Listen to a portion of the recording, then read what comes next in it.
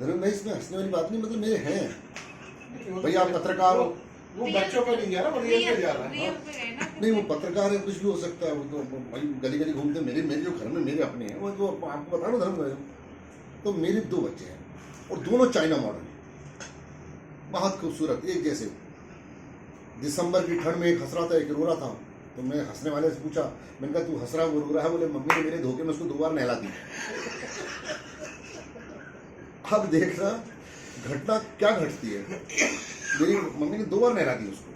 ठीक, मैंने उनको समझाया बेटा देखो कल तुमको हम स्कूल में जमा कराएंगे, मतलब आप लोग एडमिशन कराते हैं, हम जमा ही कराते हैं। तो मैं दोनों बच्चों की उंगली पकड़ के स्कूल ले गया और रास्ते भर समझाता क्या बेटा नकल नहीं चोरना।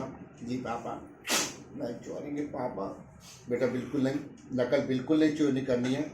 जी पापा नहीं करेंगे पापा, बिल्कुल नहीं। चुप, स्कूल जा रहे हो, बाप क्या सीख रहे हो?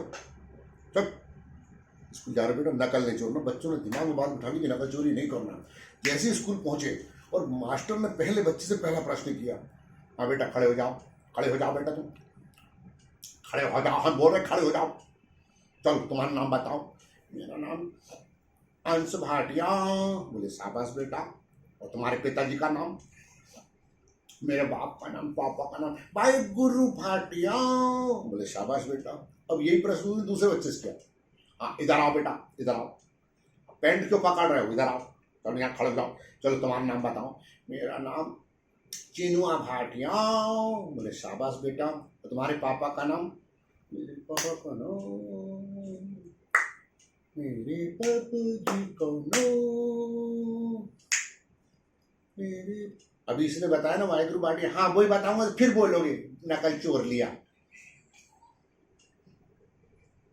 अंग्रेजी आती है? आती है, मगर पापा पूरी पी जाते हैं। बेवकूफ, पास में इधर आओ, खड़ो, चलो खड़ो खड़ो, तू खड़ा, ए चुनुआ तू खड़ो। चल बताओ, पानी में रहने वाले 5 जंतु के नाम बताओ। पानी में रहने वाले 5 जंतु। तो जंतु के नाम नहीं मालूम? मालूम है तो बता ना। एक मछली, बोले शाबाश बेटा।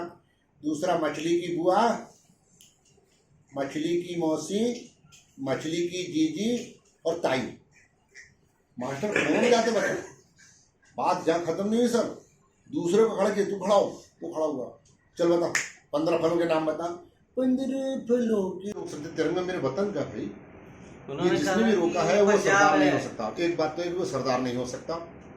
पहला मैं खुल्लम खुल्ला उसे संदेश दे दो कि वाहिगुरु भाटिया लाफ्टर कलाकार ये बात को कह रहा है कि जिसने गुरुद्वारे में जाने से, अगर सर पे किसी ने हरा कपड़ा भी बांधा है, मुस्लिम है वो, किसी ने केसरिया बांधा है, हिंदू है वो, किसी ने सफ़ेद बांधा है, तो कहना चाहिए कि क्रिश्चियन है वो, और तिरंगा मेरे वतन का है। सरदार भगत सिंह 23 साल की उम्र में फांसी के ऊपर लटक गए सिर्फ मेरे तिरंगे को बचाने के लिए, और वो सरदार हो ही नहीं सकता जिसने गुरुद्वारे में जाने के लिए रोका है।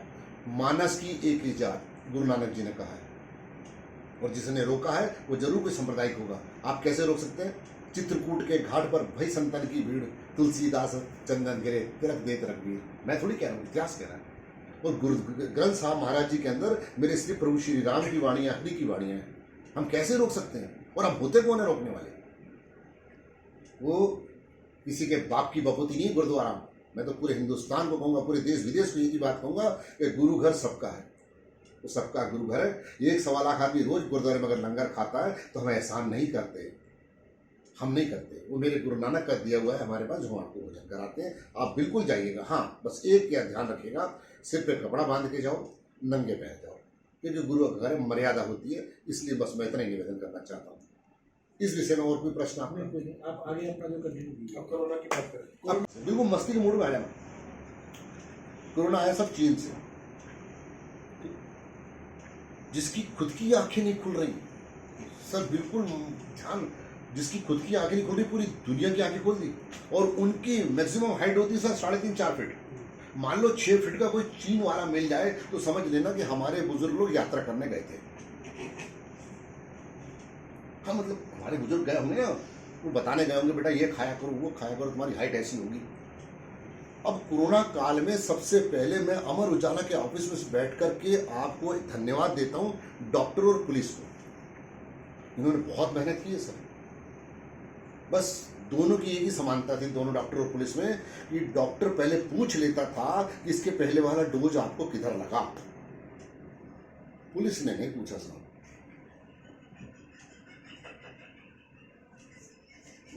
वैसे मैं कह रहा हूँ, पुलिस ने नहीं पूछा। उसने ऐसी ऐसी जगह टेटू बनाए साहब, ऐसी ऐसी जगह टेटू बनाए हैं, बिल्कुल। हाँ हाँ, सही कह रहा हूँ मैं, गजब के टेटू बने सर। एक आदमी के तो इतने टेटू बन गए थे, मैं अभी बॉम्बे गया था तो एक आदमी रो रहा था हाथ पकड़ के। मैंने कहा क्यों रो रहा? बोले, मैंने कहा ये क्या है? बोले साहब टेटू बनवाया हूँ। ये दर्द हो रहा तो रो रहा? बोले नहीं साहब, दर्द के कारण नहीं रो रहा हूँ, स्पेलिंग गलत कर दिया उसने। करीना लिखा रहा था, कुतरीना लिख दिया उसने। ऐसे। अच्छा, और ये कोरोना काल में सर, क्या कोरोना का नाम कोरोना किसने दिया? मेरे हिंदुस्तान की महिलाओं ने। आदरणीय भूपेंद्र सिंह साहब, मैं आपको सच कह रहा हूँ, घर आओ तो घरवाली ये कहती है ऐसा करो ना, वैसा करो ना, ये करो ना, वो करो ना, ये मत करो ना, वो मत करो ना। तो कोरोना आया, अब झेलो, खुल के हंसो। इसमें हंसने में कोई जीएसटी नहीं लगाई मोदी जी ने, मैं सच कह रहा हूँ, वो मस्ती में। और बताओ साहब कि कोरोना काल में घर में रहते थे, बीवी कूटती थी, बाहर निकलते थे पुलिस कूटती थी, अपन मर्दों की कितने बुरे हालत थे। पर अपन लोगों ने एक बात सीखी धर्मेंद्र भाई साहब, कि झाड़ू लगाते टाइम आपको आगे जाना है, पोछा लगाते टाइम पीछे। एक चीज और बता दो साहब, मैं घर में बैठा था तो पत्नी ने टहनी मारा, जैसे पुलिस का हारन सुनती थी, टॉ टॉ टॉ टॉ टॉ टॉ हारन बजा, तो क्या करते थे कि वो गुड्डू के लिए दूध ले आओ। अब घर का तो पुलिस कूटे थे, मैंने तख्ती टांग ली थी गले में। मेरी घरवाली ने जबरदस्ती दूध लेने पहुंचा रही, मेरे को कूटना मत। और फिर भी गए साहब। तो एक दिन क्या बोलती बैठे बैठे, शुद्ध और मस्ती के मूड में आना, मेरे को कहती कि आज ना पकौड़े खाने हैं, बेसन लाओ ना। तो मैंने धर्मेंद्र भैया को फोन लगा दिया, धर्मेंद्र भाई साहब कहाँ हो? पत्रकारिता छोड़ के अब तुम क्या करें यार भाई साहब? बोले कुछ काम ही धंधा नहीं है, 2 साल से तो, साल भर तो हो गया तो लॉकडाउन में किराने की दुकान खोल लिया। तो मैंने धर्मेंद्र को लगाया फोन, क्या धर्मेंद्र बेसन है क्या? बोले है। आऊँ लेने? बोले आ जाओ पीछे के दरवाजे से। ठीक है साहब, बेसन लेने के मन से उजाला कर चले, मन से उजाला कर चले।